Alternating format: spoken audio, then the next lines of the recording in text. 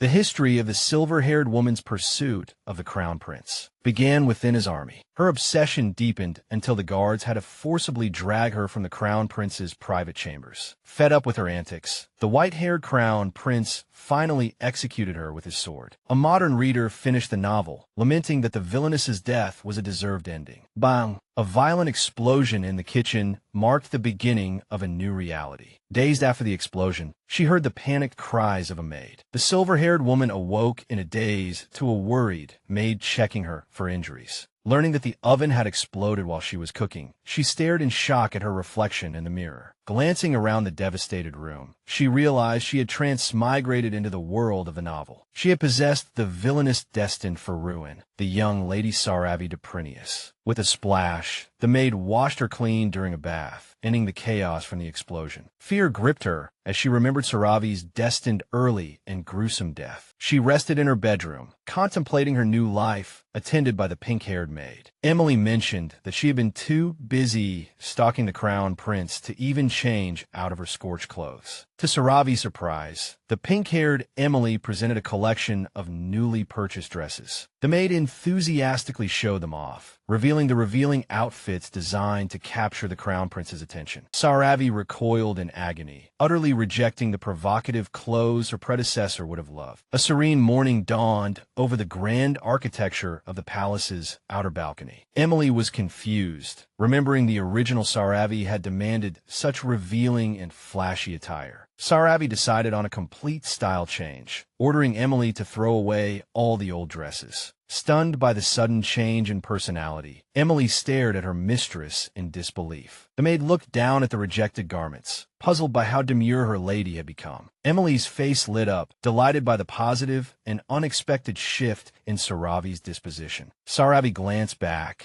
requesting a specific item to complete her radical transformation. A clamor echoed through the palace corridors. The guards complained about their ruined meals after the kitchen disaster. One guard worried they would go without food again due to the lady's recent stalking incidents. The black-haired adjutant turned, surprised by the sudden movement in the hallway. Click-clack. Saravi, clad in a new military uniform, walked past the stunned guards with an air of confidence. The soldiers gaped as the once obsessed stalker ignored them with a composed demeanor. Standing before the crown prince's office, she remembered her fate was to die in 3 years. In a flashback, Saravi confirmed her current age with a confused and tearful Emily. Emily cried, reminding her that she had just turned 15, leaving her little time to survive. Gulp, Saravi steeled her resolve, knowing she had only 3 years to avoid her execution. A rustle came from within the office as the adjutant reported Saravi's kitchen explosion to the crown prince. The white-haired crown prince listened coldly as his subordinate confirmed no one else was injured. Crown Prince Raven continued with his paperwork, seeming indifferent to the news about his persistent stalker. The adjutant remained tense, awaiting his superior's reaction to the lady's strange accident. Raven's sharp golden eyes narrowed, contemplating the trouble that was Lady Saravi. The crown prince put down his pen, telling his adjutant to avoid her. The adjutant confessed he wasn't yet used to the lady's eccentric and relentless behavior. Raven warned his subordinate to stay away from her, stressing she was a massive headache. The black-haired man listened with a worried expression to the crown prince's stern orders regarding the villainous woman. Raven sighed, describing the disgusting and exhausting aura Saravi usually exuded toward him. He shuddered, recalling a bizarre, inedible, and cinnamon-less cake she had once given him. The crown prince expressed his deep exhaustion, finding even the sight of her tiresome. Knock, knock.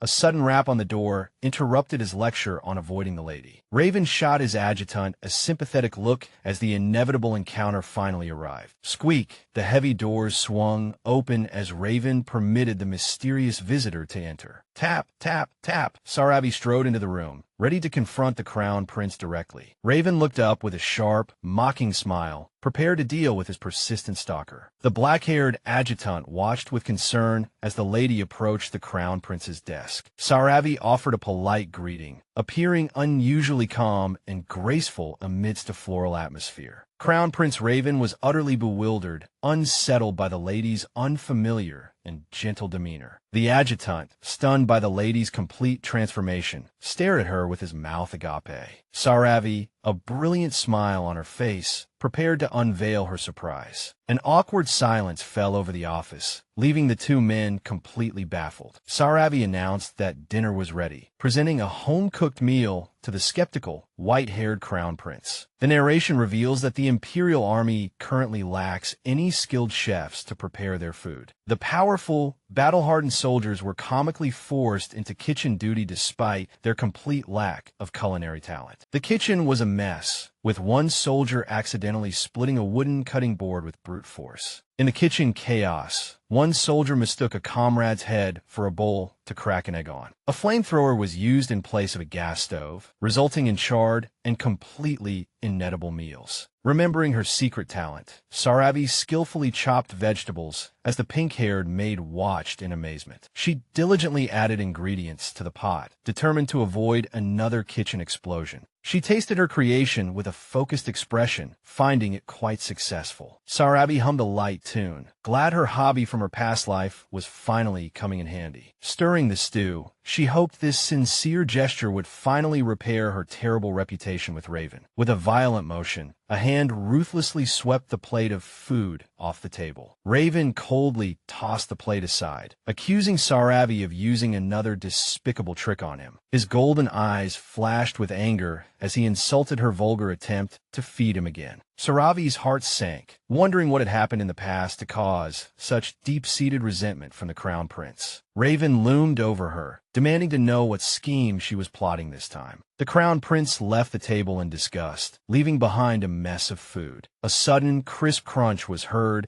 as Saravi calmly picked up a piece of vegetable and ate it herself. The men watched in horror as the lady ate the food they suspected was poisoned. She chewed with a blank, nonchalant expression, ignoring the crown prince's indignant departure. Despite the crown prince's blatant and harsh hostility, the silver-haired lady held her ground, appearing unusually composed. Raven paused, showing genuine confusion, unable to comprehend her calm and steady reaction. The crown prince stood up, his chair scraping harshly, still refusing to trust her. With his back to her, Raven declared he refused to be fooled by her latest performance. A heavy slam echoed through the room as the white-haired crown prince stormed out. Saravi and the black-haired man were left alone in the office, an unsettling silence hanging in the air. She looked down at the mess on the table, feeling the weight of the crown prince's rejection. To her surprise, the adjutant picked up a fork and began to taste the rejected stew.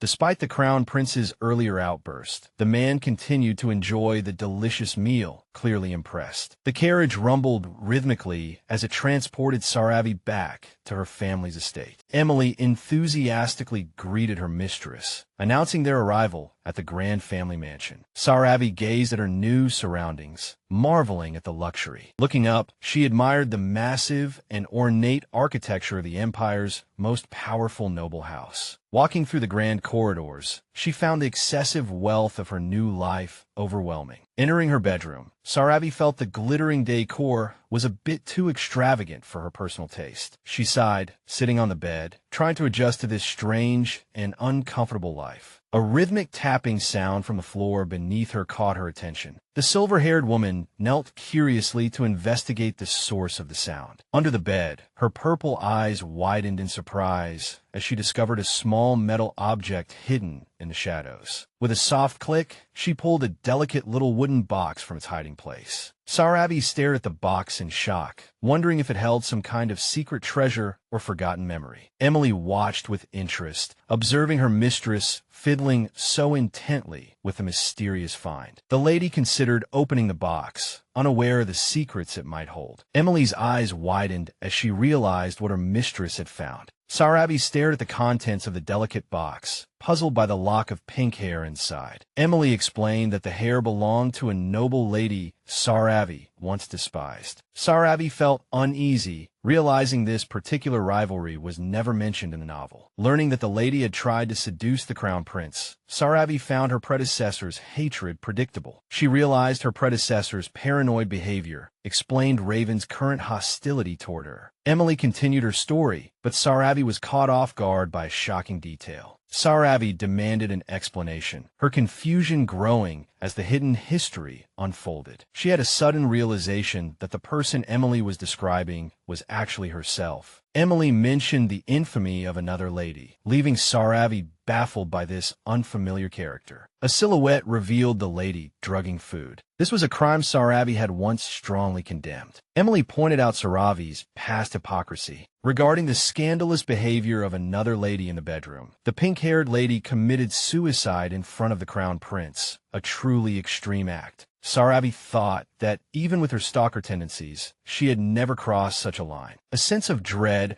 washed over Saravi as she realized the story had deviated from the novel. Sunlight streamed into the quiet room, signaling a shift in the tense atmosphere. The black-haired adjutant stood before the crown prince's desk, awaiting his response. Raven dismissively told his subordinate to let Saravi do as she pleased. The adjutant continued his report in the grand office, still harboring doubts. To survive, Saravi took over the kitchen to change the course of the plot. She steeled her resolve, knowing she had to do her best to avoid her fate. Emily approached with a bowl, pleasantly surprised by her master's sudden focus on cooking. Saravi asked her to taste it, hoping her sincere efforts would be recognized. Emily loved the dish, sensing Saravi's wish that the crown prince would like it too. Saravi hummed a light tune, continuing to prepare the dinner carefully. The adjutant met Saravi in the hallway, uneasy about the news he was bringing. He reported that the white-haired crown prince refused to eat anything prepared by her. Saravi was stunned, wondering if Raven was really planning to starve himself just to avoid her. Watching the crown princes retreating back, Saravi realized a simple apology would never be enough. She decided she needed a more desperate and impactful gesture to prove her sincerity. The adjutant watched her with concern, noticing the lady's unusual focus. Saravi clutched her chest, pondering how to bridge the gap between them. The black-haired man was puzzled by the sudden shift in the young lady's demeanor. Saravi announced her determination, refusing to stand by and watch the crown prince suffer. Her hand was trembling. She worried her own body would give out before Raven ate. Saravi watched from a distance as Raven practiced his swordsmanship in the training grounds. A sudden headache became unbearable as she walked away to find a quiet place. A sharp pain shot through her head, and her vision began to sway dangerously. Saravi cried out as she stumbled in the palace corridor, losing her balance. A firm hand suddenly reached out, grabbing her shoulder. Raven caught her, though his expression remained cold and guarded. Despite the close contact, Saravi looked up in shock, her hand resting on the crown prince's firm chest. She stared at Raven, completely captivated by his sudden appearance and sharp gaze. Saravi weakly apologized, explaining she felt dizzy while the crown prince continued to hold her arm. Raven gripped her sleeve tightly, staring down at the silver-haired woman. He pulled her closer, his face a mixture of anger and deep suspicion. Raven leaned in, whispering a chilling accusation in her face, calling her a murderer. Saravi's heart pounded, stunned and overwhelmed by his terrifying and unexpected accusation. Raven demanded to know why her tone and choice of clothing had suddenly changed. Saravi tried to remain calm, deciding to deal with the immediate confrontation first. Before him, his golden eyes blazed with fury as he ordered her to stop her act. Saravi offered the crown prince a sincere and gentle apology for her past actions. Raven stared at her in utter confusion, stunned by her sudden and humble admission. The white-haired crown prince still held the silver-haired lady's arm with a guarded expression. Raven questionably questioned her sincerity, while Saravi noticed his internal struggle and physical reactions. Surrounded by a floral atmosphere, Saravi promised to keep her distance. To ease the crown prince's worries, the silver-haired woman pleaded with Raven to eat for the sake of the royal family's reputation. Realizing her words weren't working, Saravi gently pulled her arm from the crown prince's tight grip. She sighed in disappointment, her hand on her heart, accepting his rejection. Raven warned that she would eventually get sick, though he looked increasingly conflicted. Saravi's strength suddenly gave out, and she began to fall forward. In the palace corridor, Raven reacted quickly, catching the silver-haired woman in his arms as she lost consciousness. Seated on a grand throne, the crown prince finally decided to taste the meal she had prepared. He scooped up a spoonful of the steaming vegetable stew, which looked surprisingly appetizing and fresh. A look of pure shock crossed Raven's face as he realized the food was actually delicious. Saravi was relieved to learn her meal was deemed edible and received a rare and polite thank you. Saravi sat alone in her room, sipping tea and contemplating her difficult new life. She was deeply disturbed by Raven's earlier accusation, wondering if she had actually killed someone. Saravi asked Emily if she had ever committed a crime as terrible as taking a life. Against a backdrop of lightning and thunder, Saravi wondered if her past self was truly a murderer. Emily laughed off the suggestion, insisting her master was too kind for such an act. The maid recalled how Saravi always insisted on releasing bugs instead of killing them. Emily explained that letting the insects go was actually a more tedious and difficult task. Emily, sweating nervously, continued her story while Saravi listened quietly, completely bewildered. Emily looked at Saravi affectionately, vowing her master would never harm anyone. Saravi thanked her loyal maid, though Emily humbly insisted she had done nothing special. Disguised in a dark cloak, Saravi entered the town square with Emily to procure supplies. Saravi's attention was drawn to a sudden commotion down the cobblestone street. A brown-haired noble in purple clothes was taunting a crying commoner child with a toy. The arrogant man mocked the boy's social status, comparing him to a lowly worker ant. He cruelly dangled the stuffed rabbit toy, threatening to burn it for a laugh. A voice commanded him to stop, and he turned to see a hooded figure approaching. Saravi stepped forward, demanding the noble return the toy to the boy immediately. The noble sneered, dropping the stuffed animal into the mud and mocking the boy again. Saravi approached the man with a cold and imposing aura, immediately unsettling him. The noble reached out to grab her cloak, demanding to know who she thought she was. Saravi's hood slipped off, revealing her stunning silver hair and sharp, commanding purple eyes. The commoners and the child were absolutely stunned by the lady's noble and beautiful appearance. The brown-haired noble stammered, his face turning pale as he recognized the woman before him. The noble gaped, finally recognizing her as the formidable Duchess Prineus. Saravi drew herself up, sternly ordering him to apologize and return the toy to the child. The noble was baffled, unable to understand why a duchess would help a commoner child. Saravi stared at him with an icy intensity, her silence more potent than any verbal threat. The crowd watched as the high-ranking lady continued to humiliate the arrogant noble. The noble, red with shame, realized he had been publicly disgraced by the duchess. The noble yelled at the child, dropped the toy, and made a hasty retreat. Saravi told him to take any complaints to her family estate instead of bullying a child. The noble fled with a frustrated cry, and calm returned to the marketplace. The little boy looked up at his savior, his eyes shining with joy and deep admiration. Saravi gently patted the boy's head, telling him he was welcome to visit her anytime. The blue-haired adjutant and a knight observed Saravi's surprising act of kindness from a distance. A man in a fully enclosed gray helmet stood silently, dressed in formal black attire. Saravi watched the knights from a distance, wondering if they enjoyed the meal she made. Damien greeted Saravi as she approached him and the mysterious, helmeted knight. Damien revealed he would soon be heading north to deal with a troublesome race. Saravi showed shock and concern upon hearing about the sudden military expedition. The black-haired man watched Saravi while explaining the dangerous nature of the mission. Saravi suggested preparing cured meats, surprising Damien with her thoughtful consideration for supplies. Uncle Bart approached, asking if Saravi intended to join them on their journey north. Bart explained his food preparation duties during the trek through the primeval forest. Bart patted her head, welcoming Saravi's assistance for the difficult road ahead. Damien mentioned the mission would be quick because the Crown Prince was also going. Bart addressed the helmeted knight as the Crown Prince, asking about their schedule. The knight reached up and removed his heavy helmet, drawing everyone's attention. Raven's face was revealed beneath the armor, his golden eyes fixed on the silver-haired woman. Saravi realized with a shock that Raven had been listening to their entire conversation. Bart confirmed the trip would last a week, making Saravi increasingly worried. Saravi considered learning food preservation magic, while Raven watched her with deep suspicion. A chibi version of Saravi and Bart discussed the high cost of ingredients for cooking magic. After changing into traveling gear, Saravi realized the forest march was much harder than anticipated. Saravi panted, struggling to keep up with the rest of the group. She watched in disbelief as the knights marched forward without showing any signs of fatigue. Saravi wondered if her companions were even human, as they maintained such a staggering pace. She asked Damien to use teleportation, but he explained they had already used it to get here. Damien clarified that the forest's unstable magic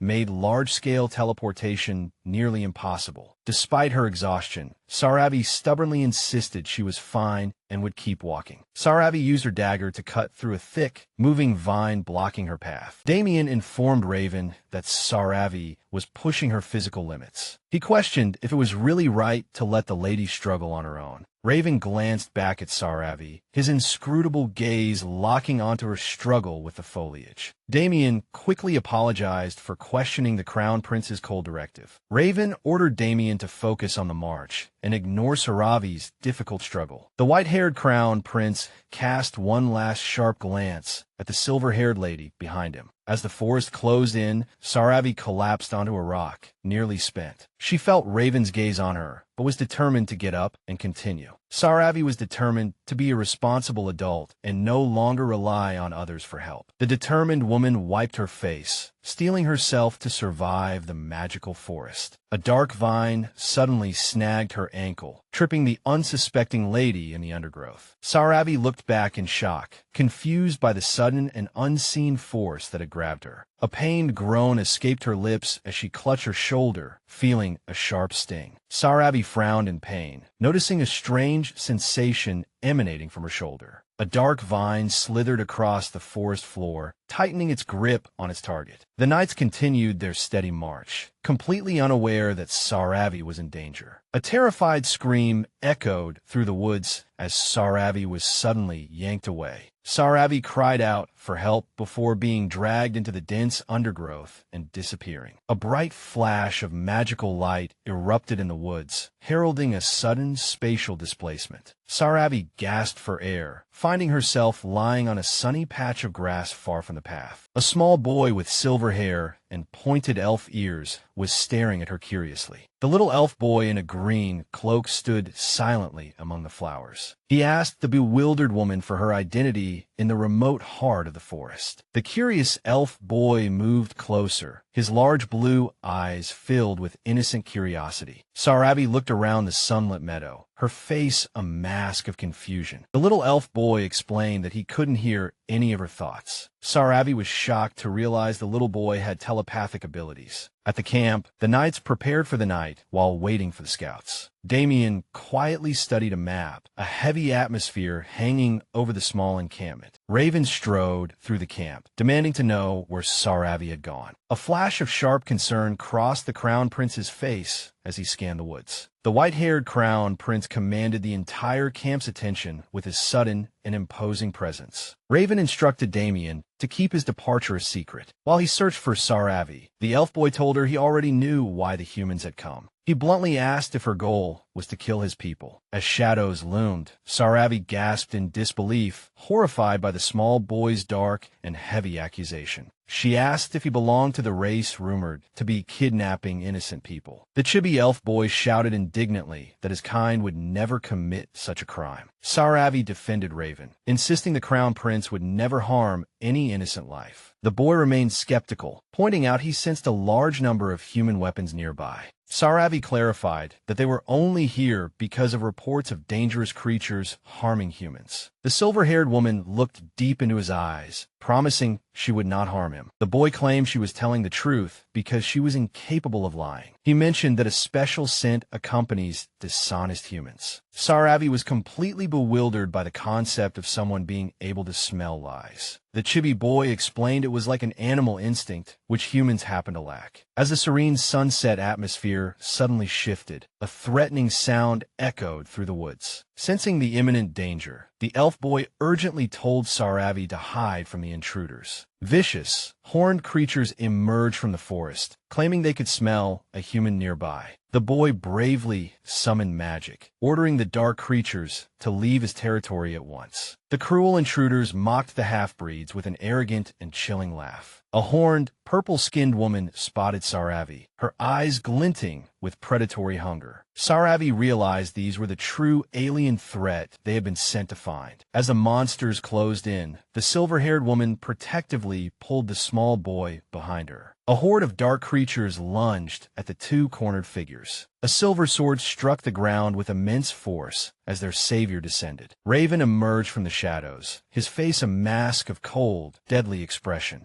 The crown prince stood firmly between the monsters and the defenseless silver-haired lady. He drew his sword with a sharp pull, ready to end the threat before him. Blood splattered as the intruders fell to the grass with the crown prince's swift execution of justice. Raven moved through the field of flowers, finishing his blood-soaked work in an instant. The white-haired prince stood sternly before Saravi, demanding she explain her presence. Raven pointed his sword at the elf boy, suspecting him of kidnapping the lady. Saravi shielded the boy, explaining that he had actually saved her from the rampaging forest. The elf boy complained that Raven's mind was too noisy, while Saravi vouched for him. The boy looked up at the tall prince, his gaze a mixture of awe and wariness. He remained silent, observing the tense yet protective interaction between the two humans. A flicker of deep displeasure crossed Raven's face as he sensed her hidden pain. Raven grabbed Saravi's arm, declaring they must rejoin the main army at once. As the prince's firm grip met her wound, a pained groan escaped Saravi's lips. Raven's expression softened with concern, and he asked if she was hurt. He noticed her shoulder was badly swollen, demanding to know what had happened. Saravi tried to hide her pain, recalling Raven's previous accusations of her being delicate. Raven considered going to eliminate the remaining monsters, while Saravi insisted she was perfectly fine. Raven lifted the silver-haired boy by his cloak, questioning if he was the one who hurt Saravi. The boy struggled indignantly, shouting that his name was Zephyr, as Saravi watched in shock. Raven continued to hold Zephyr suspended in midair, ordering the boy to tell him the truth at once. Saravi claimed she got hurt while exercising, but Raven coldly saw through her obvious lie.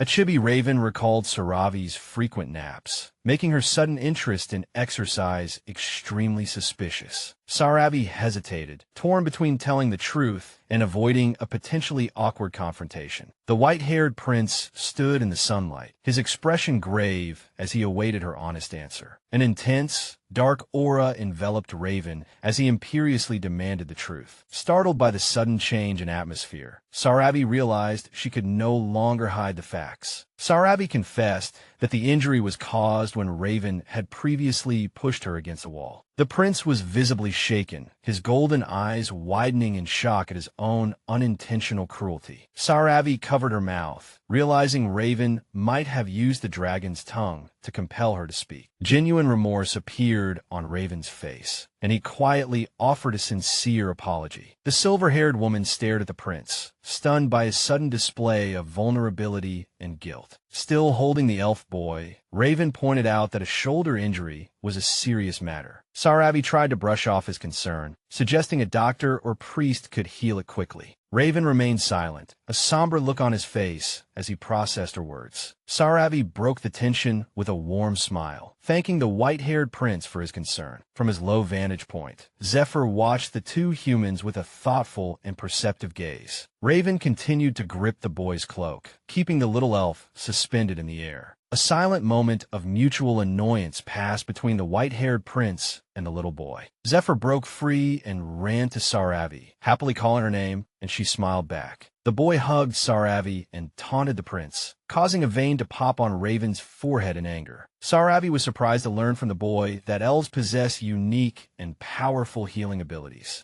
Zephyr reached for Saravi's shoulder, determined to heal the injury caused by the human prince. Raven issued a stern command for the little elf boy to stay away. The boy retorted that he was just trying to fix the wound Raven himself had caused. Zephyr told Saravi to bear with the sensation as he prepared to cast his magic. A brilliant blue light erupted as Zephyr placed his small hand on Saravi's injured shoulder. Raven and Saravi watched with wide eyes as the boy's healing magic failed to activate. Zephyr looked at his palm, confused, wondering why the magic didn't work. Saravi smiled gently and explained that her body seemed to have a natural resistance to magical effects. Raven instructed Saravi to leave the boy and prepare to rejoin the army. Zephyr blocked their path with open arms, insisting they stay and listen to him. The little boy stood his ground, telling the two humans there was something they had to know. The boy made a startling revelation, claiming to be the leader of the forest's demi-humans. Saravi and Raven were both struck speechless by the young elf's surprising and sudden declaration. Zephyr lamented his situation, feeling that despite his high status as the demi-human leader, he was still being ignored. As Zephyr explained the true reason for the humans' arrival, dark visions of violence appeared. The boy stood in the sun-dappled forest, facing Saravi with a solemn and vulnerable expression. Raven watched skeptically, while Saravi listened intently to the little boy's story. Raven pointed out that demi-humans usually followed a rule of non-interference in the territories of other races. He asked how the boy intended to complete his trial, which surprised Saravi. Zephyr explained that he needed the approval of the elven god to finally reach true adulthood. Saravi listened with concern, while Raven stood behind her, growing impatient with the delay. The boy looked away sadly, admitting he considered himself an incomplete and flawed elf. Zephyr revealed he was a half-elf, a lineage that led others to mock him as a half-breed. Despite the difficulties, the boy's eyes glinted with hope as he mentioned the one remaining method. Saravi took the boy's hand in a comforting gesture, her expression filled with genuine warmth. Raven watched the touching scene with his arms crossed, his initial skepticism replaced by silent observation. Amidst a shower of magical flowers, Zephyr made a shocking proposal to Saravi. Saravi and the prince were frozen in disbelief at the boy's sudden declaration. Zephyr explained that his coming of age was the only way to end the ongoing danger in the forest. Raven coldly rejected the marriage proposal, declaring he would never allow such nonsense. Saravi gently comforted Zephyr, while the white-haired prince watched with growing irritation. Raven questioned if Saravi was considering the boy's absurd request out of misplaced sympathy. The prince dismissively called Zephyr a mere child, stoking the boy's frustration. As the little elf boy clung tightly to Saravi, she felt a bit overwhelmed. Raven's golden eyes narrowed with intense possessiveness as he watched the two embrace. Zephyr nestled against the silver-haired woman, seeking the warmth and protection she offered. Losing his patience, Raven grabbed the little elf boy's cloak and pulled him away from Saravi. The prince demanded to know Zephyr's true age with a stern and suspicious gaze. Raven threatened to force the truth out of him if he continued to hide his age. Saravi was utterly shocked when Zephyr revealed he had lived for 227 years. Zephyr clarified that by elven standards, he was still considered a very young child. The boy desperately hoped Saravi wouldn't hate him for his unintentional age deception. Raven unceremoniously dropped the boy, who landed on the grass with a yelp. With a mocking smile, the white-haired prince addressed the boy as a 227-year-old geezer. Zephyr's indignant shriek echoed through the woods as he refused to accept the prince's taunting insult. Saravi tried to mediate between the petty prince and the centenarian elf child. She mentioned their original mission was to suppress the demi-humans currently causing chaos. Raven considered the possibility of a peaceful resolution rather than more needless bloodshed. Zephyr watched Saravi intently as she contemplated the gravity of the situation. Saravi suggested meeting with the elven god to find a diplomatic path. The white-haired prince remained skeptical, weighing the options with his arms crossed. Raven looked down at the boy, his expression unreadable but clearly doubtful. He threatened to level the entire forest if the boy's people remained hostile. Zephyr observed the prince, sensing that Raven held complex and twisted feelings for Saravi. The boy wished the human prince would be more honest about his own feelings. Zephyr led the two humans deep into the forest, towards his hidden home. They arrived at a breathtaking elven village, a sanctuary of lush greenery and tree houses. Saravi was confused to find the local demi-humans hiding in fear at their arrival. She wondered if this fear stemmed from a lack of experience with human visitors. Raven and Saravi walked through the village, their presence causing a palpable wave of unease. A look of concern crossed Saravi's face as she realized the depth of their fear. Raven recounted the dark history of humans slaughtering demi-humans in the distant past. Visions of a village consumed by flames depicted the cruelty of human history. Soldiers stood over the fallen, highlighting the tragic consequences of ancient wars. The prince described how what began as self-defense eventually devolved into an indiscriminate massacre. Humans could be seen laughing as they treated the deaths of demi-humans as mere entertainment. Dark memories showed demi-humans in shackles, being sold as trophies by greedy human masters. Saravi remained silent, weighed down by the heavy and horrifying history Raven had just shared. Raven walked through the village with a somber expression, reflecting on the world's deep-seated hatred. He noted that despite existing laws, wealthy nobles still secretly traded demi-humans. Saravi realized this history was why Raven despised nobles in the original novel. She looked at the prince with new understanding, recognizing the moral core beneath his cold exterior. Zephyr looked back at his hiding people, his heart heavy with their shared trauma. Saravi offered a warm smile, introducing herself to the cautious elves hiding nearby.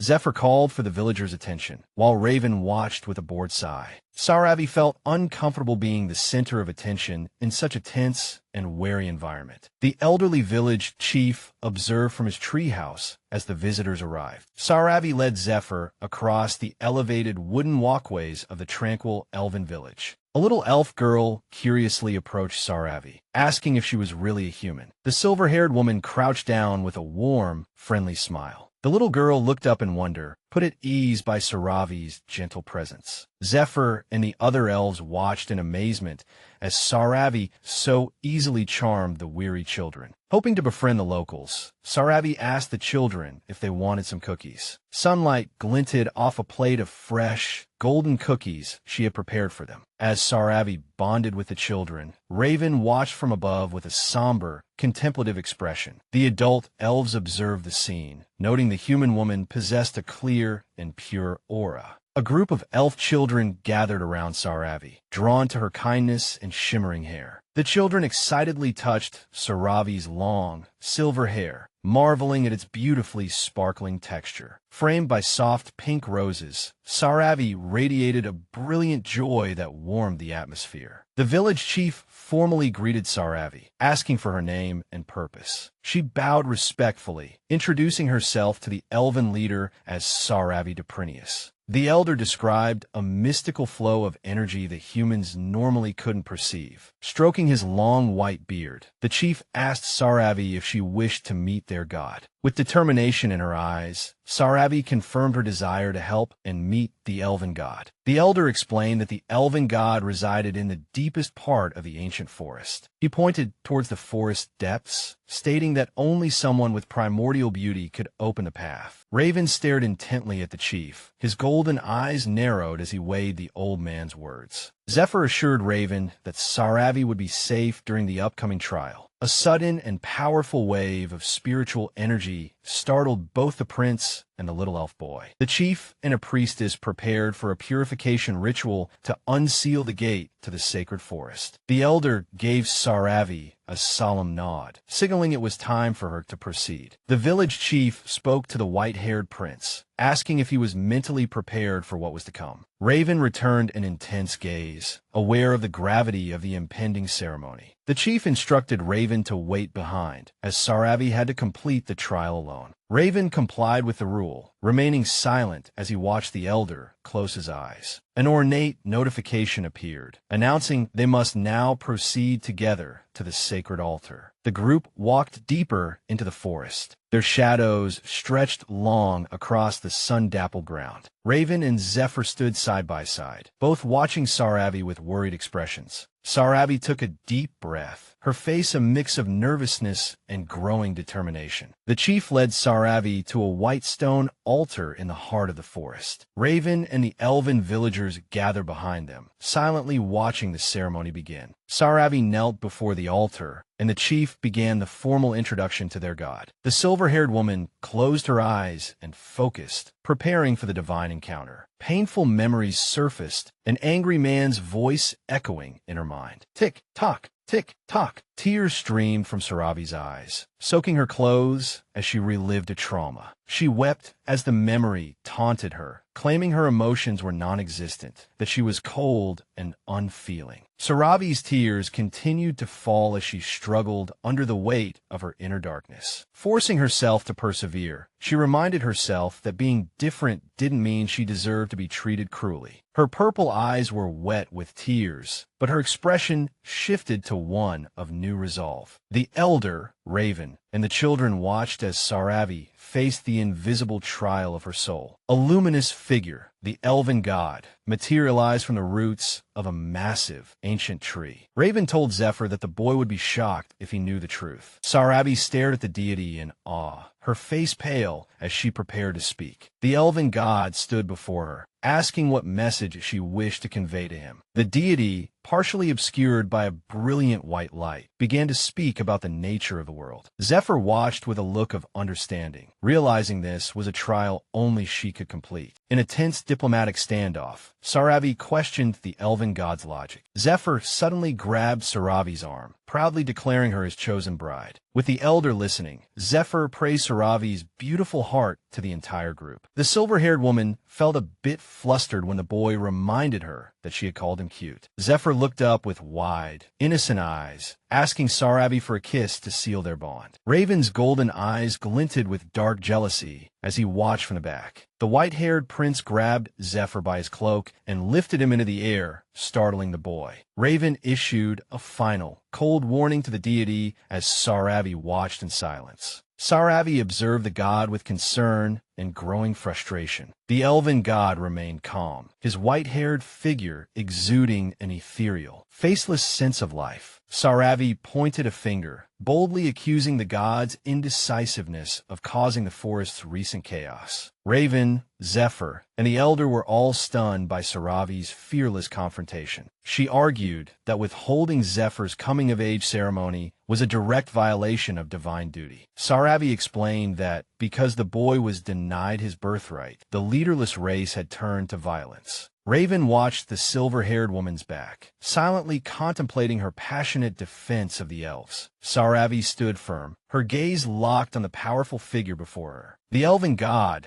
claimed the boy was merely a growing vessel and that others must wait. A sharp close-up of Raven's golden eyes revealed a deadly and calculating focus. Raven held the boy steady, preparing to intervene in the divine conversation himself. The prince stood tall, his imposing presence a stark contrast to the serene elven surroundings. Zephyr declared that he actually agreed with the human prince's stance, surprising everyone. The two most unlikely allies found common ground in their opposition to the deity's passivity. Raven walked past Saravi, telling the god to resolve the matter without causing a scene. The faceless god stood alone, listening as the prince warned him not to be a bystander. Raven threatened to install a new god, leaving the elder and Saravi aghast. The deity claimed to be nature itself, his white hair flowing in the divine breeze. Raven scoffed at the god's claim, his expression darkening with a predatory edge. Darkness swirled around the prince as he challenged the god to a contest of power. A massive, armored tail cut through the air with a thunderous crack. A terrifying red dragon manifested, its presence causing the elven villagers to gasp in fear. Overwhelmed by Raven's aura, the elven god admitted that even the spirit of the earth could not withstand such pressure. The white-haired prince pushed his limits, his eyes wide with the strain of his power. With a sharp gasp, the defeated deity knelt before the human prince. The elven god finally relented, formally permitting Zephyr's long-delayed coming-of-age ceremony. The elder and Zephyr watched in disbelief as the high-stakes confrontation finally ended. The elven god turned away, his divine light flickering as the tension of the ceremony dissipated. Drenched in sweat, Raven bent over to recover after the immense expenditure of magic. Saravi rushed to the prince's side, placing a comforting hand on his back. Raven flinched violently, shouting for her to stay away as the darkness within him erupted. Saravi froze, her purple eyes wide with shock at his sudden, harsh rejection. As Raven's trauma resurfaced, a ghostly vision of a shadowy woman appeared behind Saravi. Red lightning crackled around Raven as he desperately suppressed his spiraling emotions. Losing control, Raven unleashed a shockwave of energy, forcing Saravi back. The elven villagers watched with wide eyes as the prince's power exploded in the clearing. Saravi was thrown back, landing hard on the grass with a cry of pain. Raven stood amidst the dissipating energy, his face a mask of anguish and regret. The prince gasped for breath, whispering Saravi's name as he struggled to regain his composure. Zephyr rushed to help up a groggy Saravi, who was slowly beginning to regain consciousness. The silver-haired woman opened her eyes, looking up with a confused and weary expression. Zephyr hovered over her, his face full of concern, calling out to Saravi, hoping she wasn't truly hurt. Zephyr asked if Saravi had gone through all that just to get the elven god's approval. Saravi's heart pounded from Raven's violent outburst moments ago. The two sat together, and Saravi forced a smile to reassure the young elf boy.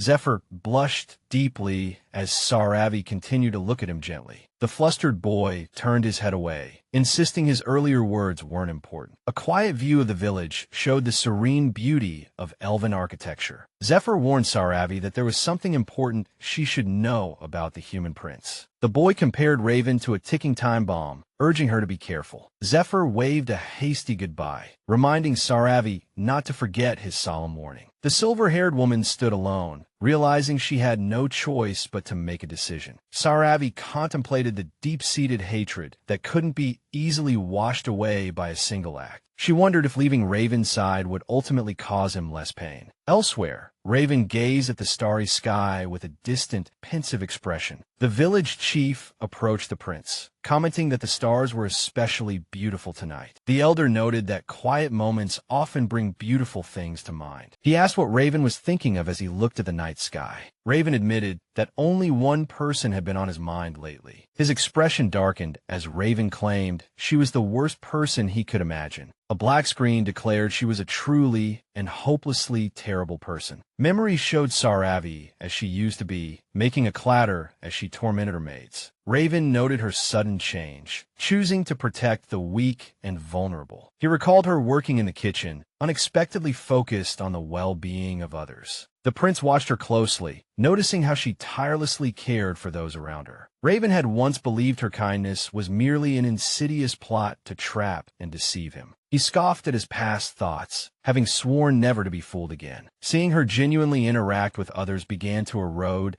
the prince's deep-seated suspicion. Saravi's bright and joyful smile lingered in Raven's memory, challenging his cynical views. Raven's heart raced as he secretly hoped her transformation was real. He confessed to the chief that her constant changes made him extremely uncomfortable. The frustrated prince covered his face, struggling with the unfairness of her unpredictability. He explained that his cold behavior was a shield for a traumatized person. The elder asked if Raven remembered the elven phrase about primordial beauty. The prince was stunned, wondering how the old elf could possibly know his private thoughts. The elder described the spiritual meaning behind the word beauty in elven culture. He explained that beauty represents reaching one's true, ideal, and eternally unchanging state. Raven absorbed the profound narrative weight of the elder's words, his eyes widening. The chief looked up, describing how lovely a person's ideal state is. A chalkboard diagram explained that those with primordial beauty are inherently true to themselves. Raven had a sudden realization about the truth behind Saravi's current personality. He recalled the ethereal presence of the elven god during the tense forest encounter. Memories of Saravi's kindness to the village children flashed through the prince's mind. Raven realized that Saravi was currently in her true and ideal state. The elder smiled, pointing out that it was impossible for her to ever revert to her past self. The two looked up together as the elder remarked on the beauty of the starry sky. As the group prepared to leave, a glowing magic circle formed on the ground. Zephyr tearfully pleaded for Saravi to stay, while Raven watched with an intense expression. Saravi gently patted the boy's head and smiled a warm farewell. The silver-haired woman held Zephyr's hand, sharing a final, heartfelt moment. Raven turned and ordered everyone to leave, and the teleportation magic activated. Saravi reached out in shock, realizing she alone was being left behind. In a close-up of two hands clasping, Raven asked what she was doing. Raven suddenly pulled Saravi into an intimate embrace, catching the silver-haired woman off guard. He pulled back slightly, advising her not to accept everything just because someone asks. Zephyr waved a happy goodbye, and Saravi waved back under Raven's pensive, watchful gaze. Raven stood alone in the forest, gazing into the distance with a heavy, thoughtful expression. The elder watched with a serene smile as the two prepared to depart. Raven and Saravi stood still as the teleportation magic began to gather, and the prince looked down. The long-bearded elder remained, watching them leave with a peaceful and satisfied expression. As the teleportation spell fully activated, a brilliant, shimmering light enveloped Raven. With a thud, the two landed hard on the grass, back in the human world. Raven asked about her well-being, while a blushing Saravi pleaded with him not to pry into her personal affairs. Saravi shed silent tears, overwhelmed by the hardship of surviving in this magical world. The silver-haired woman was startled, looking up to see a hand reaching for her face. Raven reached out with surprising gentleness, asking why she had become so gentle now. Saravi, being helped up, wondered at the change in Raven's attitude. What was wrong with him? Recalling Zephyr's warning, Saravi worried that Raven might explode if he suppressed his emotions too much. The prince began to hesitantly apologize for his earlier actions, looking visibly uncomfortable and awkward. Saravi was speechless, her purple eyes wide in shock at his sudden display of rare vulnerability. Fearing his inner darkness, Saravi pleaded with the prince to stop and not force himself any further. The two exchanged confused glances, struggling to define their new normal interaction. Raven was utterly bewildered by the woman's strange behavior and her increasingly baffling requests. With a radiant, flower-like smile, Saravi cheerfully begged the prince to insult her instead. The scene shifted to a royal palace fountain, confirming the successful completion of Zephyr's ceremony. Upon their return, three young knights watched from a distance, laughing at what they thought was a strange play. The knights were suddenly plunged into fear when they realized the situation was entirely real. Curious guards poked their heads out, whispering and guessing who these strange people were. Damien stepped forward and politely asked the onlookers to leave to avoid any further public disturbance. The knights hurried away, still finding the idea of this romantic drama utterly absurd. A gloomy aura surrounded Damien as he recalled with annoyance how he had warned the two of them multiple times, only to be ignored. Damien reprimanded them for their display, reminding them that many eyes were watching their actions. The dark-haired adjutant scolded Saravi and Raven, pointing out that their loud argument was highly problematic. Damien shouted in anger that the crown prince must always maintain his due royal dignity. Cough! Damien suddenly began to cough violently, and, as his strength failed him, he coughed up blood. With a thud, The exhausted adjutant collapsed to the ground as Raven and Saravi screamed his name. The Crown Prince and the silver-haired woman watched in horror as their friend lay motionless. In the infirmary, someone anxiously inquired about the fallen man's current condition. The doctor examined the unconscious Damien, while Raven and Saravi watched from the side with worried expressions. The doctor explained that Damien had collapsed from extreme sleep deprivation and long-term accumulated physical exhaustion. The medical officer pushed up his glasses, stating that rest was the only cure for Damien. Raven and Saravi agreed to cooperate, though Saravi let out an uneasy laugh, thinking about the role they played in Damien's stress. A view of the ornate hallway was accompanied by an inquiry about whether Damien would ultimately recover. Raven explained that he had personally asked Damien to handle affairs, which likely led to his overexertion. Damien rested on a bed in the palace, having suffered from chronic insomnia for several years. Saravi pondered Damien's hidden condition, surprised that such a composed person was enduring so much pain internally. Raven seemed somewhat confused when Saravi mentioned the troublesome words she had said earlier. Saravi asked if she had embarrassed him, her wide eyes showing sincere guilt. Raven declared that he simply didn't understand why his anger would upset her so much. He questioned why she would want him to ignore, despise, and insult her for his own sake. Recalling his past cruelty, Raven fell silent when Saravi pointed out that it was his usual behavior. Saravi stood before the Crown Prince in the Grand Hall, a silent tension filling the air between them. Saravi concluded that Raven hated her enthusiasm and decided she no longer needed to worry about it. Saravi clenched her fists and boldly announced to the Crown Prince that she was resigning today. Saravi vowed to disappear from his sight, leaving the blonde Crown Prince looking shocked and bewildered. The silver-haired woman realized with delight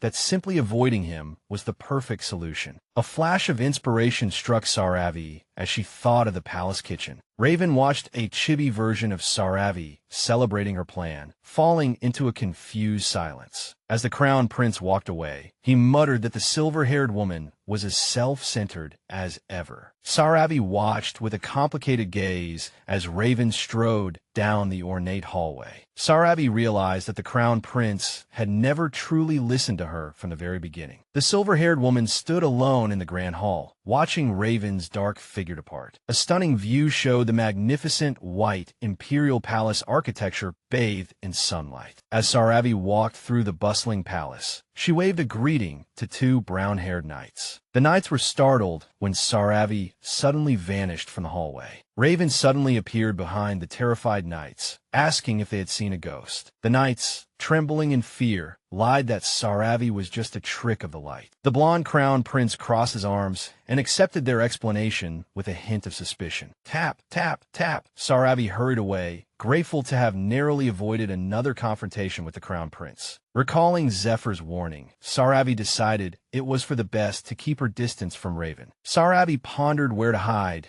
during her daily walks to avoid running into him. Entering the massive Imperial Library, the silver-haired woman marveled at its staggering size. Saravi scanned the shelves, hoping to find some light. Romance novels to read. Her eyes lit up when she spotted a particularly interesting title on a high shelf. After finding a book on cooking magic, Saravi nostalgically recalled her past school days. Golden sunlight streamed through the massive stone pillars of the library, creating a serene and scholarly atmosphere. Elsewhere in the library, Raven was browsing books, unaware that Saravi was also there. Raven paused, his gaze sharp and focused as he peered through a gap between the bookshelves. Saravi sat quietly at a desk, deeply engrossed in her book in the library's tranquility. Raven observed her from a distance, watching from the shadows the silver-haired woman's uncharacteristically diligent appearance. Saravi sensed someone approaching her desk and looked up in surprise. In the library, Raven looked down at her and asked if she had truly become a completely different person. Eek! A panicked chibi Saravi wondered why the Crown Prince always appeared wherever she went. The Crown Prince found her reaction strange, while Saravi struggled to remain composed. Raven commented that it was rare to see her reading, which made Saravi laugh. Saravi explained that she wanted to learn cooking magic to make cooking and storage easier. Raven questioned why she was putting in so much effort since she claimed she was going to resign. The blonde crown prince stared intently at her with his golden eyes, his gaze scrutinizing. Saravi insisted with a bright smile that she genuinely wanted to learn something new. Raven suddenly smiled and said he understood, his gaze softening as he looked at her. Raven admitted he hadn't expected to run into both of them in the library. At the same time, tap, tap, tap, a red-haired woman named Rosalind in a purple dress walked toward the pair. Rosalind wore a dark and intense smile, making Saravi suddenly feel isolated and helpless. Overwhelmed by mental fatigue, Saravi dramatically fainted, muttering that she needed a break. Flashback. Saravi hurried away with shopping bags, apologetically telling Rosalind she had to go home.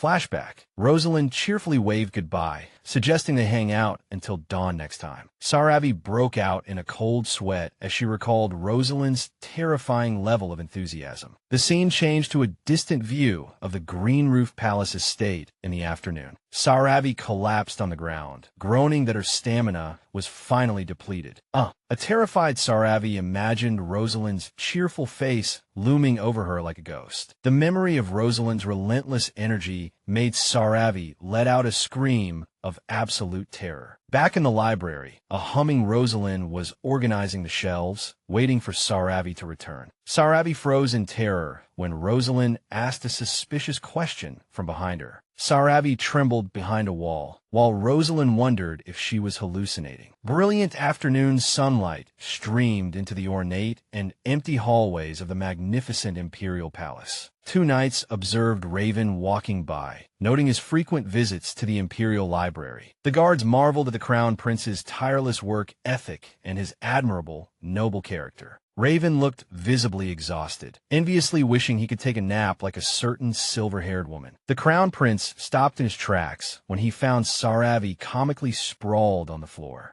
Eek! Saravi jumped in fright when Raven asked what on earth she was doing. Saravi flusteredly explained her absurd plan to crawl away to avoid being seen by Rosalind. Raven was speechless, marveling at the woman's bizarre and unexpected talent for strange behavior. Saravi remained on the floor, while Raven offered a dry, sarcastic comment on her situation. Raven asked if there was more to her story, leaving the bewildered woman even more confused. Ahem. Raven awkwardly offered to help her find the book, but Saravi quickly refused his kindness. Raven was surprised by her refusal, watching as Saravi claimed she had already adapted to the palace. The crown prince, confused and somewhat hurt, told her to take care as she pulled away. The empty library hallway was silent, with sunlight illuminating the massive, scholarly stone pillars. Raven browsed the shelves alone, his expression thoughtful as he considered the woman's recent rejection. Sigh. Raven muttered in annoyance that his rare gesture of goodwill had been so thoroughly rejected. The blonde crown prince gritted his teeth, feeling deeply insulted by her sudden and unexplained rudeness. An aura of anger surrounded Raven, furious that Saravi was treating him like someone she despised. Flashback. Saravi offered Raven a cookie, only to receive his cold declaration that he hated her. Raven looked down at his book, realizing he had no right to complain about her behavior. Flashback. Rosalind offered the crown prince a cookie, a stark contrast to his previous interaction. A close-up contrasted Raven's cold, sharp gaze with Rosalind's bright and hopeful expression. Saravi, lying on the floor, watched as the knights enjoyed the cookies Raven had given them. One of the brown-haired knights, holding a bag of treats, exclaimed that he was starving. The two knights sensed a strange atmosphere and fell into an odd, heavy silence. The knight, Russell, took a cookie, while a chibi Saravi watched in the background, feeling defeated. Saravi realized she had fallen into a trap, worrying if she had truly angered the crown prince. Thump! A book was suddenly placed on Saravi's head, startling the silver-haired woman. Raven sat beside her and mentioned an apology, while a shocked Saravi wondered when he had returned. Raven grimly joked about executing the letter's author, sending a chill down Saravi's spine.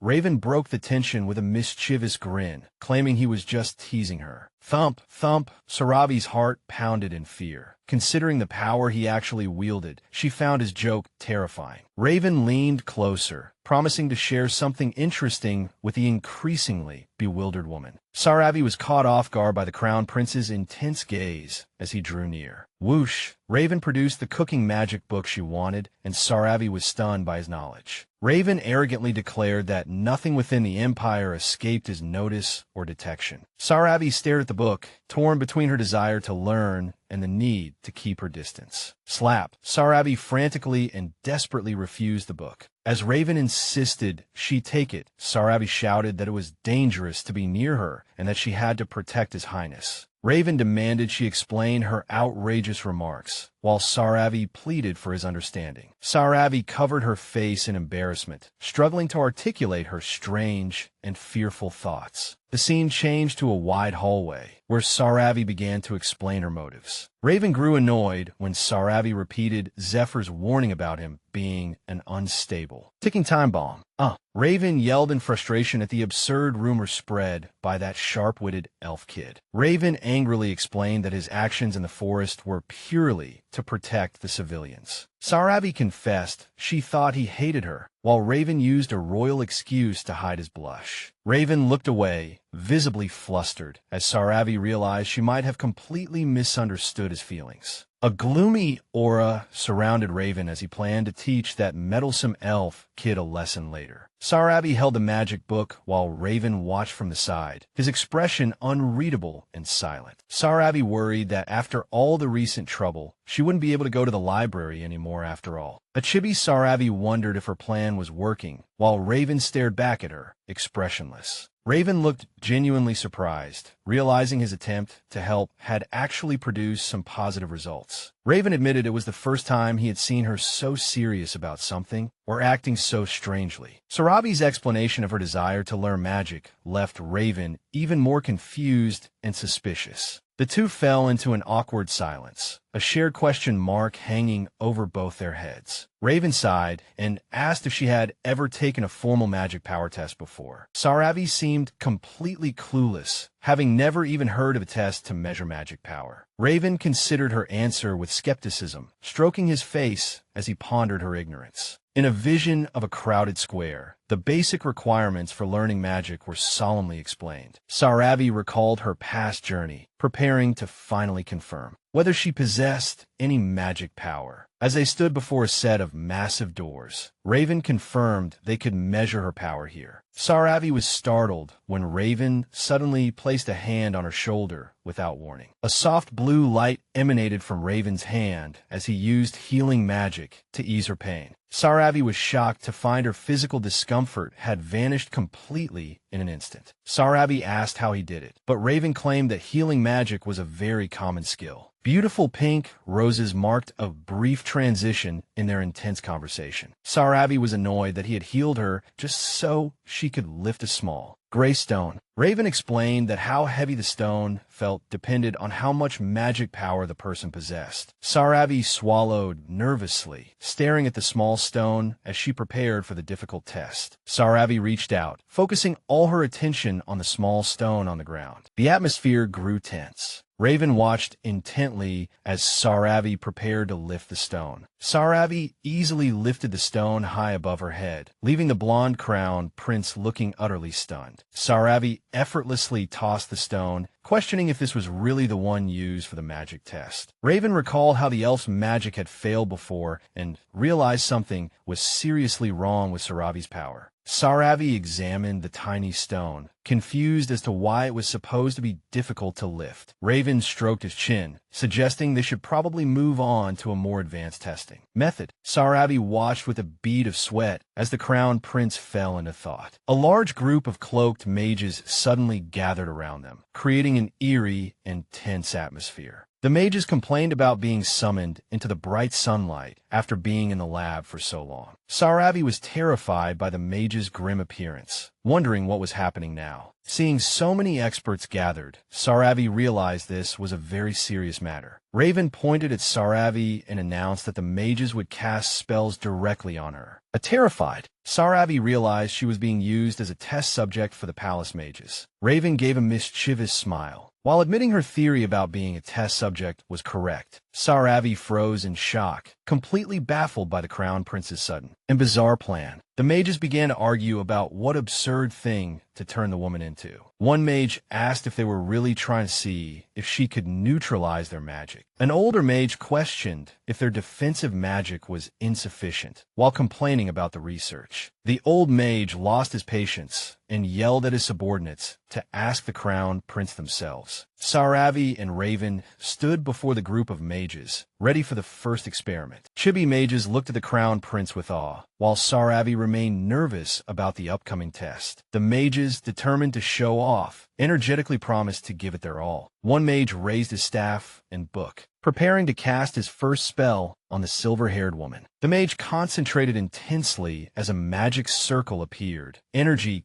gathering in his ornate staff. The mage commanded her hair to grow long, but only a faint purple glow appeared around her. The mage and Saravi stared at each other in silence, as there was absolutely no reaction after the spell. A mage tried a transformation spell again, shouting for Saravi to turn into a cat. The magic was once again completely ineffective, leaving the mage confused and Saravi unchanged. A mage channeled intense purple energy into his staff, commanding Saravi to turn into a man. A beam of light hit Saravi, but she remained a small chibi girl, completely unchanged by the spell. The mages marveled at the palace, praising Raven's experimental magic for achieving such a perfect, albeit unexpected, result. Raven accepted the mages' final praises with a calm expression before they left the office. Raven sighed, exhausted from dealing with the crowd, while a chibi Saravi realized he was actually a reserved introvert. A close-up captured their intense gazes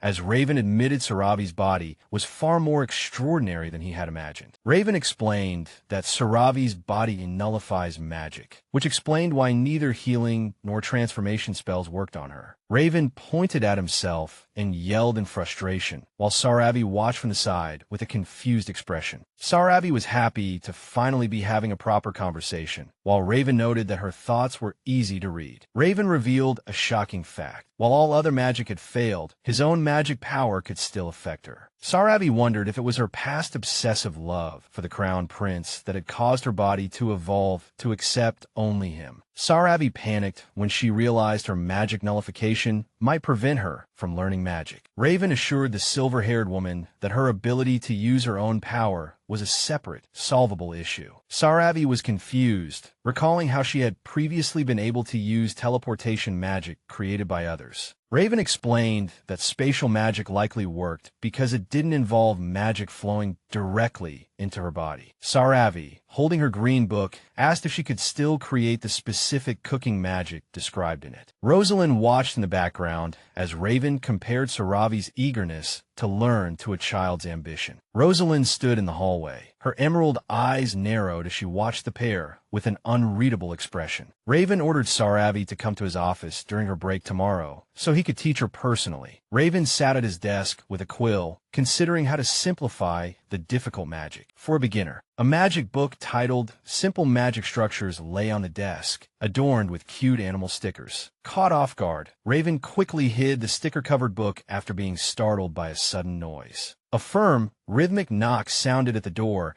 as someone requested entry into the Crown Prince's private office. A chibi Raven frantically cleared the many books from his desk to hide his secret research from the visitor. Raven assumed a formal posture and ordered the visitor to enter. The door clicked open, and Rosalind entered the room with a sorrowful expression, tearfully asking the Crown Prince for guidance on a difficult matter. A dark cloud loomed over Raven's head when he heard Rosalind mention Saravi's name in a serious tone. Raven shot to his feet, his expression sharp, and demanded to know what had happened to Saravi. Rosalind cried dramatically against a background of roses, complaining that Saravi was no longer willing to hang out with her. A long, awkward silence followed as Raven stared blankly at the pink-haired woman's absurd and childish complaint. Raven coldly told Rosalind he was busy and asked her to leave, but she pleaded for his attention. Sarabi walked dejectedly down the palace hallway, her shoulders slumped, reflecting on her recent interactions. Sarabi worried that even though Raven had become kinder, the tragic events of the original story might still be unavoidable. Sarabi stopped in the hallway as a door opened, wondering if things would truly get better. Sarabi looked terrified, claiming that her recent strange behavior was actually a very serious matter. Inside the office, Rosalind asked Raven if he had noticed how bizarrely Sarabi had been acting lately. Rosalind rested her head on her hand, feigning indignation as she said that Sarabi was actually trying to cook for herself. A caption noted that Raven was, in fact, the owner of the kitchen where Sarabi now worked. Raven stared coldly at Rosalind and asked why she was still here, as he was not surprised by this news. Outside the door, Sarabi hesitated, wondering if she should just turn and leave instead of entering. Rosalind slammed her hand on the desk, aggressively asking if Raven could really accept Sarabi's behavior. Rosalind looked down at the Crown Prince, implying he had endured many interesting and potentially dangerous experiences because of Sarabi. Rosalind's vicious smile contrasted with her dark insinuation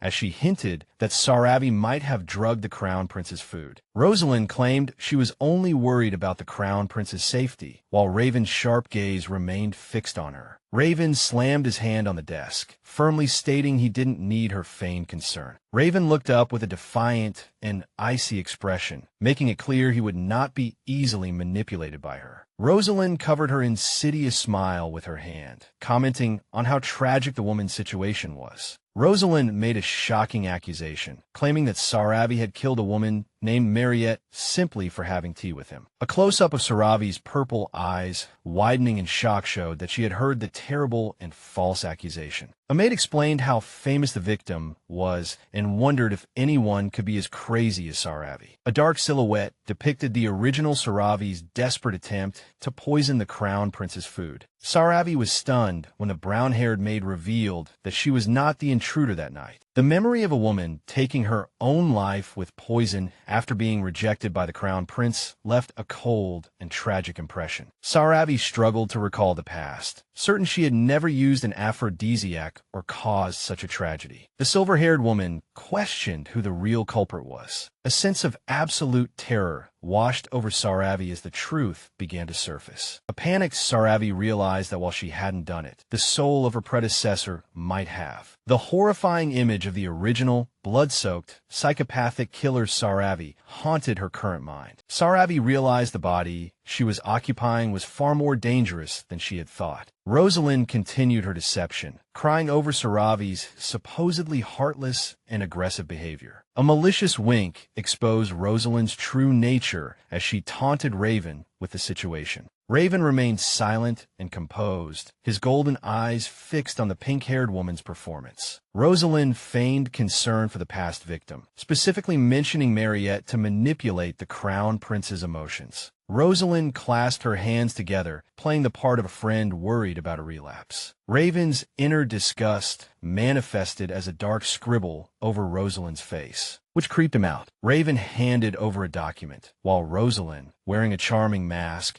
pretended to be a purely compassionate and helpful soul. Raven hinted that Rosalind might finally be useful for his secret plans. Rosalind was ecstatic, completely unaware of the Crown Prince's cold, true assessment of her character. Raven fed her massive ego further by asking if a considerate lady, such as herself, could understand his position. Rosalind curtsied gracefully, preparing to leave the Crown Prince's office, feeling victorious. The pink-haired woman walked away, leaving Raven alone to deal with her manipulative words. Rosalind paused in the hallway, her expression shifting to one of curiosity and surprise. Lord Damien approached the pink-haired woman, his serious demeanor a stark contrast to the palace's bright atmosphere. Rosalind bowed politely, while privately dismissing the handsome knight as merely one of Raven's underlings. Damien watched Rosalind depart, his gaze unreadable as she disappeared down the long, ornate hallway. In a quiet moment, Damien stood before Sarabi, who looked deeply troubled and anxious. Sarabi clutched her green book tightly to her chest, trying to hide her growing confusion. The two stood silently in the grand architecture, the secrets they kept from each other weighing heavily between them. Damien lowered his head with a furrowed brow, seeming to hesitate about revealing what he truly knew. Saravi's wide, purple eyes reflected her desperation for the truth about the dark rumors she had heard. A heavy, awkward silence stretched between the knight and the silver-haired woman. In the hallway, Damien decided to speak, and Saravi eagerly led him to a more private, secluded spot. Now, the two stood on a balcony, ready to discuss the dangerous truths. About the past, Saravi explained her amnesia, pleading with Damien to fill in the gaps in her missing memories. Under the clear, bright sky of the palace, Damien and Saravi held a long, tense gaze. Desperate to understand her situation, Saravi begged to be told every detail about the infamous poisoning incident. A dark flashback revealed a hand pouring poison, fueling rumors of a noble lady attacking others. The memory of a woman collapsing after being rejected by the crown prince emerged from the shadows. A faceless silhouette represented Mariette, the woman Rosalind claimed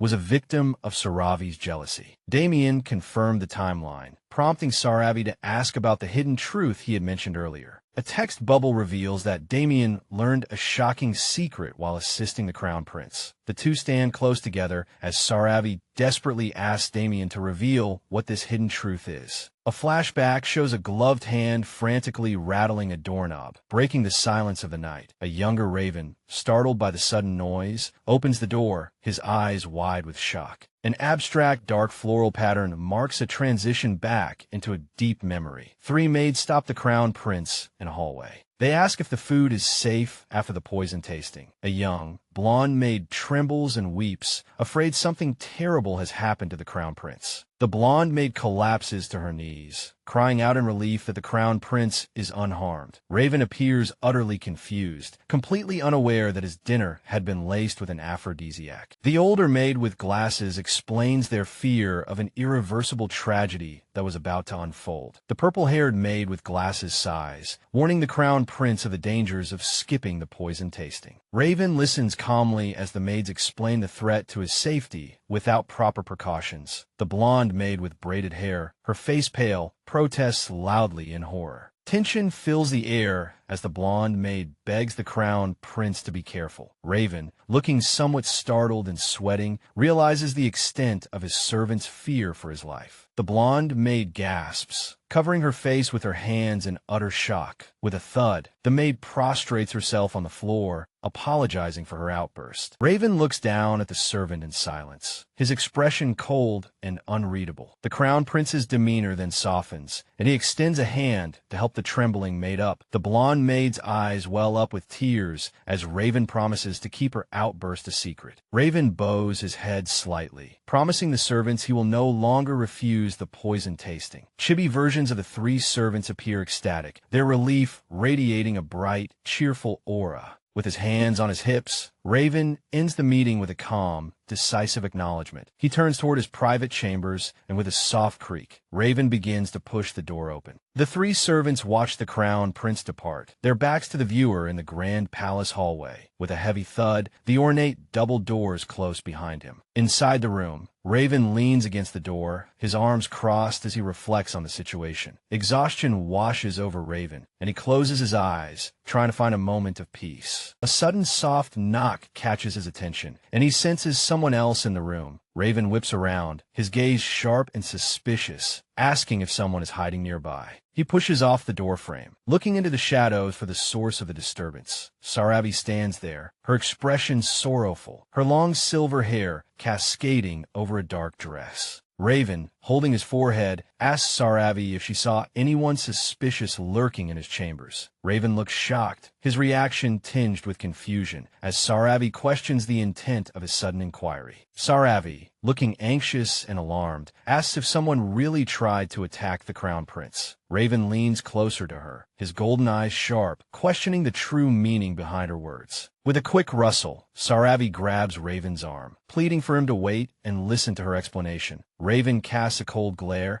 ordering the silver-haired woman out of his sight immediately. Saravi gasps as she spots a figure in a dark cloak leaping from the open balcony window. She rushes to the railing, calling out in alarm to the intruder, disappearing into the night. Raven sighs in frustration and turns his head away, dismissing her claim as a desperate plea for attention. Saravi's purple eyes widen slightly as she spots a single strand of hair, realizing the intruder was a woman. She quickly turns back to the crown prince, insisting that someone must have been hiding in the room. Raven loses his composure and bellows for her to be quiet, his anger finally erupting. Saravi looks back at the guards, her face filled with fear, but continues to plead her case. Raven turns and walks away, ordering the guards to remove the hysterical woman. As Saravi is dragged away, she hoarsely begs the crown prince to believe her warning. With a sharp creak, Raven shuts the door, cutting off Saravi's desperate cries for help. Alone in the quiet room, Raven sighs and runs a hand through his hair in exhaustion. A heavy silence fills the grand hallway as Raven stands alone at his limit. A formal announcement rings out, signaling the crown prince's arrival at the king's private study. Raven bows respectfully to his father, performing his royal duties despite his growing inner turmoil. The blonde king welcomes his son, remarking that it has been a long time since they last met. Raven straightens up seriously, informing his father that he has an urgent matter to discuss. The king laughs heartily, mentioning the rumors about Saravi's visit to the crown prince's room last night. Raven looks visibly displeased as his father asks if the two spent the entire night together. The king, looking optimistic, suggests that a marriage between Raven and Saravi would be a joyous occasion. Raven flatly rejects the idea, reminding his father that he has absolutely no interest in her. The king sighs while pouring tea, wishing Raven could get along with Saravi as they did when they were children. A dark, oppressive aura envelopes Raven as he reveals that Saravi drugged his food. A tense silence falls between Raven and the king in the grand palace room. The blonde king's expression is stern and unwavering. A teacup clinks softly against its saucer. The king sips his tea, asking if Raven intends to arrest the daughter of a noble family. The king suddenly stands, noting that his next important appointment has arrived. The king turns to dismiss Raven, advising him to return to his duties. Raven stands in frustration, questioning if political games are more important than his own son. Dark silhouettes represent the nobles who must be placated to maintain order. The king explains the pragmatic necessity of treating the nobles with sweet words. Raven demands to know if the king is turning a blind eye to the nobles' secret crimes. The king closes his eyes, dismissing Raven's concerns as a youthful lack of flexibility. Raven's golden eyes burn with fury as he refuses to compromise on a matter of principle. The king begins to walk toward the exit, his white cape flowing behind him. Raven makes a decision with a clenched jaw, ordering the main doors to be opened. Raven storms out, resentfully questioning if everyone who stays by the flexible emperor's side ends up dead. He pauses, reflecting on the cold nature behind his father's blissful smile. A dark, defiant smile appears on Raven's face despite the heavy political atmosphere. The king looks back with a chilling gaze, asking what Raven just said. A booming laugh echoes through the palace as the king praises Raven for his ruthlessness. The king claps his son on the shoulder, finally feeling reassured about Raven's growth. The blonde king departs through a bright doorway, leaving his son alone under the watchful eyes of the servants. Raven lets out a weary sigh in the hallway. Now in his study, Raven sits at a massive desk, focused on state documents. Raven stretches his arms, noting that his mind feels unusually clear this morning. A close-up of Raven's golden eyes signals a sudden shift in his thoughts. A memory shows Saravi offering cookies, only to be harshly rejected by Raven. Looking around his quiet chambers, Raven attributes the peace and quiet to Saravi's absence. Raven contemplates how to permanently rid himself of the silver-haired woman's pestering. A maid enters the office to announce that Lady Mariette has finally arrived. Raven remembers his schedule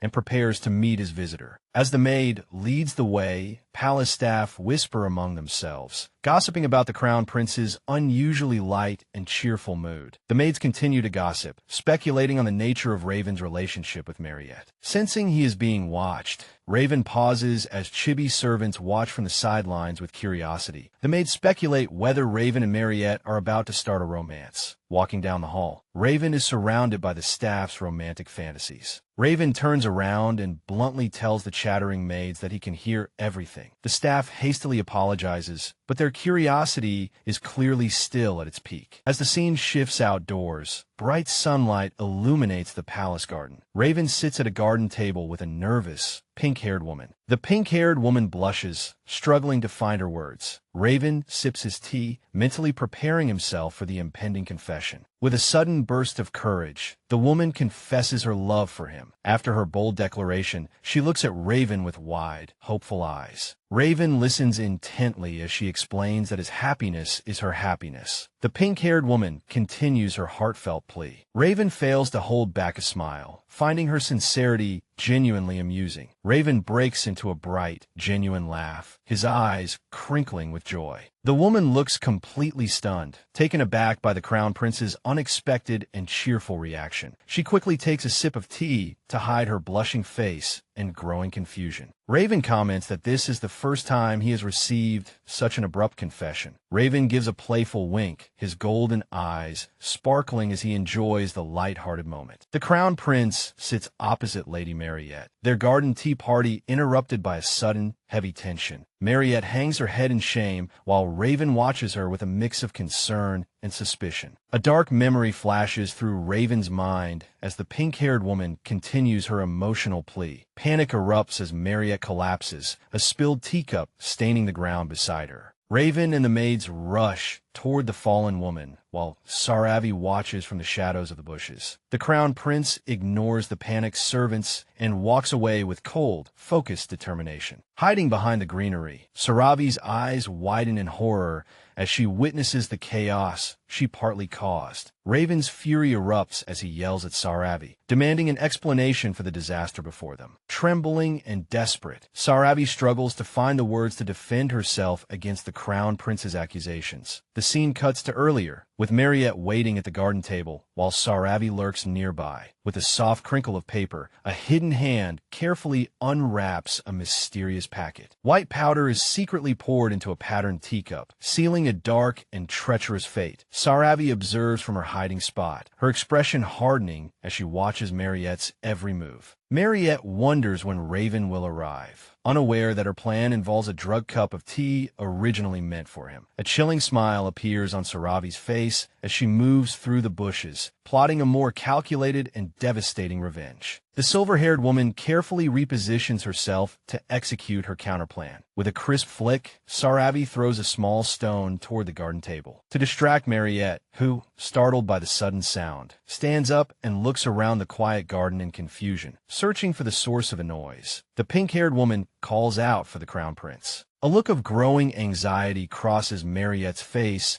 as she senses a strange presence lurking in the garden shadows. With another soft sound, a second stone lands near her feet, drawing her further away. Mariette turns toward the palace doors, lured away from the tea table by the persistent disturbances. With a soft click, Mariette pushes open the ornate glass doors and steps into the palace. A maid greets the confused Lady Mariette, asking if she needs assistance. Saravi seizes the opportunity to emerge from the bushes and tamper with the teacups on the table. Mariette's relief is short-lived as she walks through the palace, unaware that Saravi has already done her work. Mariette lets out a weary sigh, trying to calm her nerves before returning to meet Raven. Back in the garden, Mariette stops short, noticing something is off about the tea set's arrangement. She examines the table, seeing that the cups have suddenly switched places, back in the bushes. Saravi breaks into a cold sweat, worried her intervention has been discovered. As Mariette regains her composure, Saravi becomes determined to expose the woman's treachery to the Crown Prince. The silver-haired woman is startled by the sudden, frantic screams for a doctor for Mariette. Raven's golden eyes burn with terrifying intensity as he questions Saravi about the poisoning. Overwhelmed by the Crown Prince's fury, Saravi looks back, her face filled with pure, unadulterated fear. A heavy silence descends upon the grand palace as the gravity of the situation sinks in. Raven reveals he found a strand of pink hair in his bedroom, accusing Mariette of being the intruder. A sudden hush sound is made as Raven dismisses Saravi's claim claim that she was the only one who entered his room. Saravi insists she saw Mariette poison the tea, detailing the woman's secretive actions. She admits to switching the cups out of malice. The intention was only to embarrass the noble lady. Saravi's voice trembles as she warns Raven that the tea was laced with a fatal poison. Raven, stunned into silence, stares at Saravi as the truth of the assassination attempt dawns on him. A silver-haired official leans close to Raven's ear, whispering an urgent update on the investigation. Evidence found on Mariette's dress confirms the presence of the same toxic compound as in the cup. Raven clenches his jaw as he hears the official's conclusion of suicide, while Saravi suspects murder. Standing on a balcony, Saravi questions the silver-haired official about the case's suspicious conclusion. The narration explains the political difficulty of accusing a powerful noble family of such a heinous crime. A cheerful aura surrounds a light-hearted memory of the two noble fathers laughing together in better times. A dark silhouette depicts the official version of events, where Mariette supposedly took her own life. The silver-haired official, with a grim expression,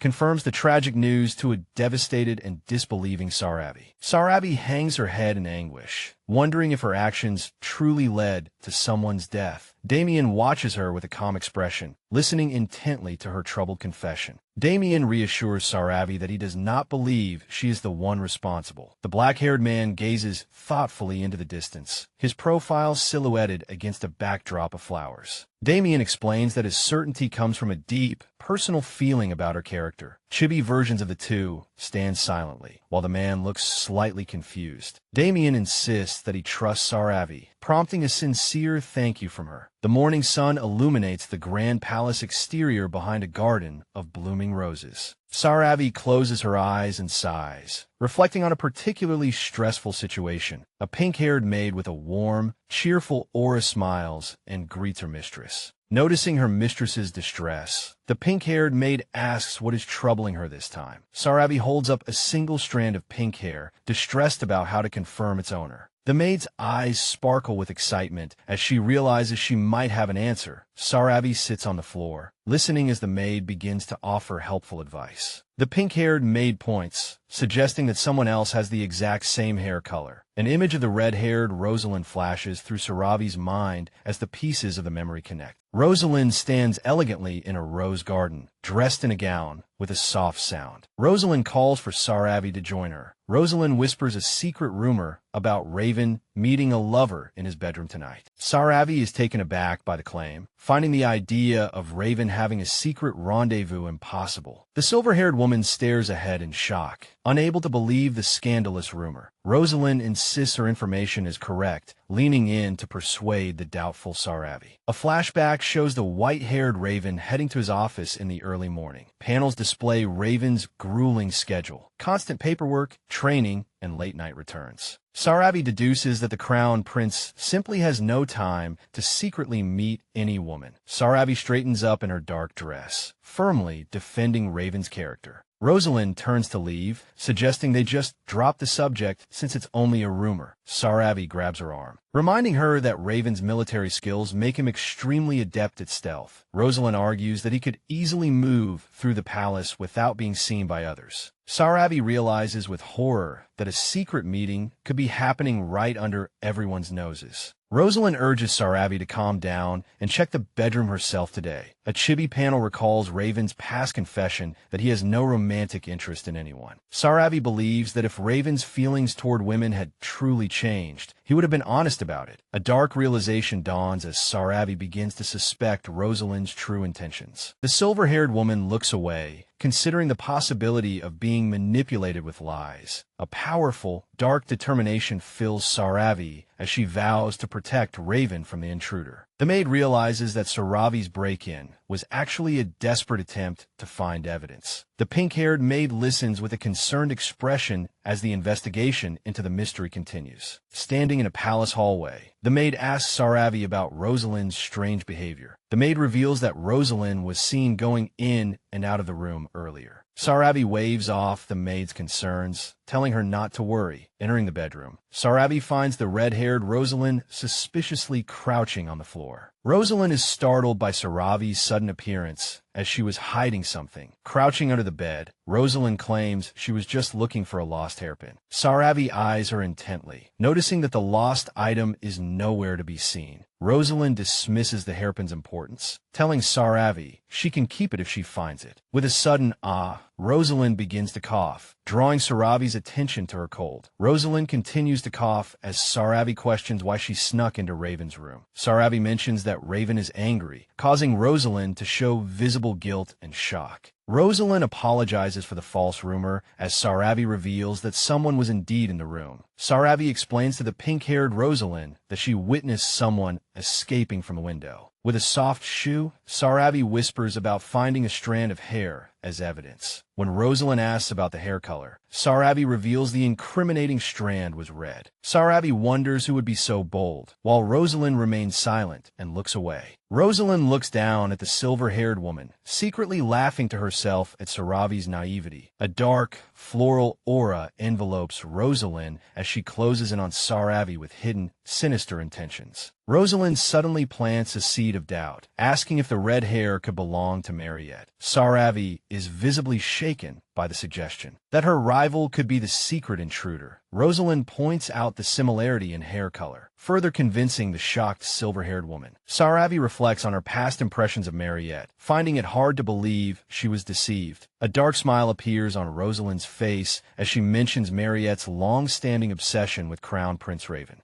The pink-haired maid, Emily, looks surprised to hear Lady Mariette's name being discussed. Emily stands before Sarabi, awaiting further instructions as her mistress processes the news. With a sharp TSK, Sarabi sternly warns her maid not to doubt Rosalind's good intentions. Emily bows her head with a troubled expression, seeming uncertain about the alliance that is forming. The scene shifts to a peaceful morning on a cobblestone street lined with townhouses. With a soft sound, Emily walks through town, checking her list of perfume purchases. Emily stops suddenly, her attention drawn by something suspicious nearby. The maid peeks around a corner, wondering who the two women standing together are. She is shocked to see Lady Rosalind and Lady Mariette meeting secretly in town. With a soft rustle, Emily hides behind a wooden crate to observe the secret pair. Rosalind and Mariette whisper like co-conspirators, appearing much closer than anyone at the palace suspects. Mariette offers a warm, grateful smile as she listens to Rosalind's whispered instructions. Hiding in the shadows, Emily watches with growing apprehension